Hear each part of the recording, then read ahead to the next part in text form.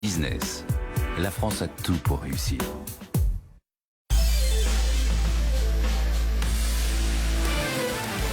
BFM Business. L'émission 100% placement. BFM Patrimoine. Cédric Decoeur. Allez, on entame cette deuxième heure de BFM Patrimoine comme chaque matin et on file tout de suite sur le marché. Thibaut François nous attend chez Fastia Capital. Bonjour Thibaut. Bonjour Cédric. Bon, on se pose quand même des questions en regardant évoluer cet indice. On pensait qu'on était parti bon pied bon oeil pour gravir une marche de plus. Et puis il y a du doute qui s'instille. Oui, c'est pas si mal que ça quand même. On gagne 0,56 encore sur le marché. Bon, c'est vrai qu'on gagne un peu plus d'1% ce matin vers 10 heures.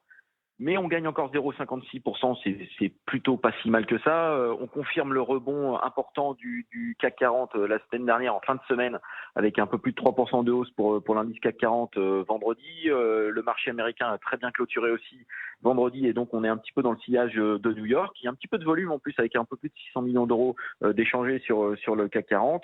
Le marché bénéficie, on va dire, d'une détente sur la partie taux long. Les taux longs arrêtent de monter, donc on a une volatilité qui tourne autour de 2,02. On a le Brent aussi qui arrête de monter, qui est autour de $113. Donc tout ça se détend un petit peu. On a eu des chiffres en fin de semaine dernière qui sont plutôt favorables à une inflation qui pourrait un petit peu plafonner. Donc tout ça laisse entendre que s'il y a une inflation qui continue à plafonner et sur lesquels on a un peu plus de visibilité, ça voudrait dire que le resserrement monétaire sera moins rapide que prévu et donc le marché se détend un petit peu et on retrouve un petit peu d'appétit sur la partie action et sur la partie risque. D'ailleurs, ça se voit un petit peu avec le palmarès du CAC 40. On retrouve en tête du palmarès, on va dire plutôt des valeurs cycliques.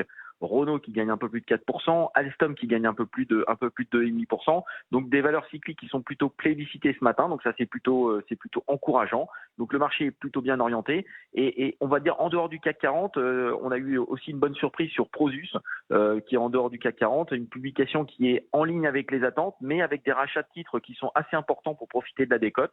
Ça pourrait être un petit peu la thématique pour les prochaines semaines. Profiter un petit peu des soldes sur certains dossiers qui se retrouvent en dessous d'actifs nets pour pouvoir repartir. Et du coup, qu'est-ce que vous surveillez plus particulièrement ce matin ?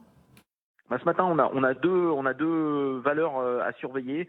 On a sur des vraiment des news qui sont vraiment totalement différentes. Et d'ailleurs, on a les deux valeurs en hausse en tête du palmarès sur le SBF 120 et en baisse, notamment en plus forte baisse sur le SBF 120. On a dans les bonnes nouvelles, on a Forestia, c'est Jefferies qui repasse à l'achat sur le dossier Forestia.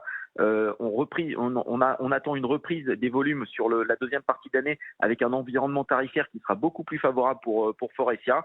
En plus, on pourrait avoir des sessions d'actifs qui devraient entretenir, on va dire, les bonnes nouvelles sur le dossier Forestia. Donc, Forestia gagne un peu plus de 5% ce matin, autour de 20-27 sur Forestia.